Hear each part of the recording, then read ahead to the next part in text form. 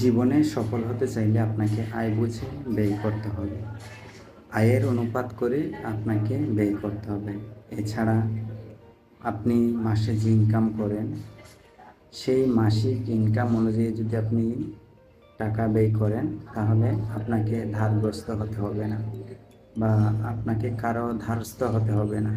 সুতরাং আয় যেভাবে করবেন বা আপনার আয় যতটুকু আসবে, ঠিক সেই অনুপাত করে আপনি ব্যয় করুন। দেখবেন কম খাবেন হয়তো, কিন্তু কারো ধারস্থ হবেন না, কারো কথা শুনতে হবে না এবং সুখে থাকবেন।